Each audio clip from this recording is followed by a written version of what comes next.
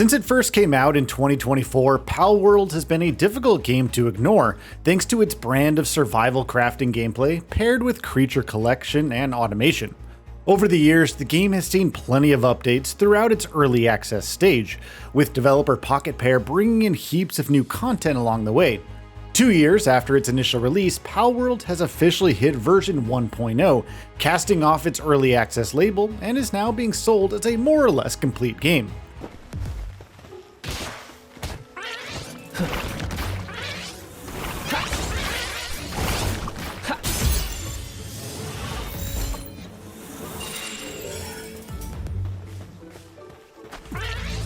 The biggest thing worth keeping in mind with Palworld is that despite numerous updates over the years, it never really lost its charm. Its premise on its own was enough to sell several copies at the time, and even now little has changed in this regard. Washing up on a strange island populated by weird creatures called pals, you have to figure out your own means of survival. This means getting your hands on some raw materials to craft tools, which can then be used to take down trees and rocks for even more materials. The twist, however, is the fact that pals can be captured and befriended, and while they're helpful in fights, a concept we'll get to a bit later, they can also be put to work throughout your camp. Just about everything you do has a real-time cost after all, and you can't really set off to explore the world and capture more pals if you're stuck at base trying to build more beds or craft more arrows.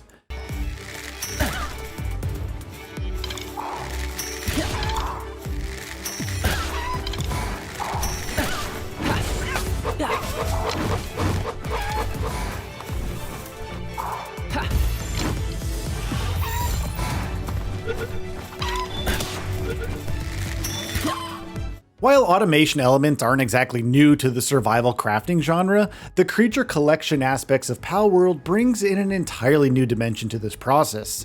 Not all pals are created equal, so you can't really throw random tasks their way and expect them to get finished. Setting up a berry farm, for example, needs dedicated pals that can plant seeds, water the field, and eventually harvest the berries. Similarly, even though you have a medicinal table, you'll still need a pal that can actually mix materials together in order to get things crafted. The base building aspects of Palworld are further expanded by the fact that each one of your pals will often have distinct needs that need to be fulfilled. Sure, they'll still slave away at the forge to craft you 1,000 ingots, but make them happy and they'll do it at a much quicker pace. Through these systems, Palworld is able to showcase the variety of its strange fauna from early on. You'll get to meet Cadavas and Lamballs right away, and these pals will end up forming the backbone of your entire base, at least for the first several hours. Cadava is definitely a useful pal to get in the earlier parts of the game, since it can craft and transport items all over your base, making it a helpful support creature next to, for example, your tree-cutting Pupperai.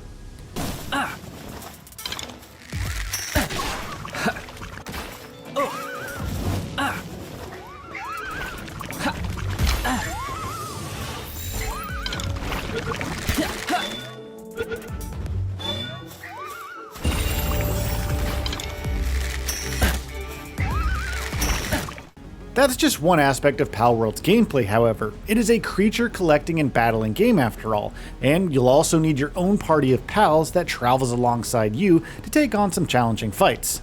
The gameplay isn't terribly complicated in this regard. Get a wild pal's health low enough and you can capture them using pal spheres, and the lower you get their health, the higher the likelihood of your sphere succeeding.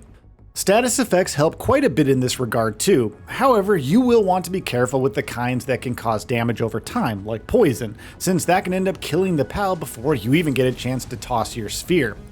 Now, when it actually comes to battles, an entirely new layer of strategy starts getting involved once you are introduced to the concept of elemental weaknesses and strengths. A great early game example is the boss fight with Zoe and GamingBolt, a legendary pal. A majority of the story quests lead up to this encounter revolve around introducing you to fox parks, getting you to capture one, and then crafting a harness that allows you to use it like a flamethrower. This ability is then put to the test against Zoe and her GamingBolt, with the latter being quite weak against fire damage. Elemental weaknesses aren't the only thing you have to pay attention to when fighting, however. You also have to make sure that you're appropriately leveled for anything you might encounter. Unfortunately, the game itself doesn't really do a good enough job of explaining just how vital leveling up can be when it comes to battles, since the numerical advantages you get by raising your stats seem minuscule at best.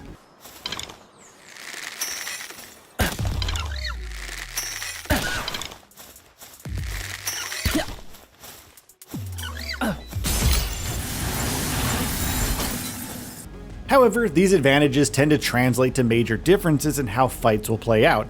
Just 2 levels could be the difference between you getting one shot by GamingBolt and you being able to take it on without much stress. Palworld has seen some of its biggest changes since early access release on the story front. While it still doesn't really hammer you over the head with a core narrative that is constantly pushing you forward, the series of quests you do are a great combination of tutorializing aspects of gameplay and pushing you to explore more of this island. Thankfully, you're never really forced to engage with the story until you feel like you're ready to, and you'll often want to take breaks to check in on your base anyway. With the core narrative revolving around the world tree and the various factions trying to control it, there isn't really a singular antagonist in Palworld. Rather, you'll often encounter these factions, like the Rain Syndicate, which tend to act as the main boss fights. With 8 towers forming the crux of the story quest in Palworld, you get to take on each one of these factions, which can range from groups of poachers to a corrupt police-like military organization. All in all, however, the story was built from the ground up to be quite ignorable if you just want to focus on the gameplay sandbox. Palworld also happens to be an excellent looking game, with sharp art direction that imbues just about every pal you meet with tons of personality. The environment itself is quite beautiful, and reaching high vantage points was a favorite activity of mine when I wanted to just take a break from managing my base and capturing new pals. Performance has been quite smooth as well, with my PC powered by an AMD Ryzen 7 7800X 3D CPU. And an AMD Radeon RX 7800 XT GPU, along with 32GB of RAM, being able to maintain well over 100 FPS at a resolution of 2560 by 1440. The 1.0 release of Palworld feels like nothing short of a triumph, with it being able to seamlessly meld several gameplay styles from a vast variety of genres into one cohesive experience.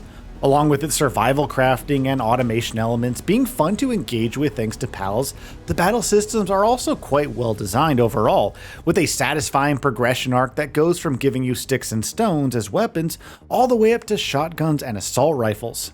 Paired with a story that never gets in the way while still offering you some direction, Palworld feels like an easy game to recommend to just about anyone. So, what are your thoughts on this? Go ahead and share them in the comments below. And if you like this video, please subscribe to the channel and enable all notifications by clicking the bell icon to get new video updates. We upload every day and would really appreciate your support. Thanks for watching.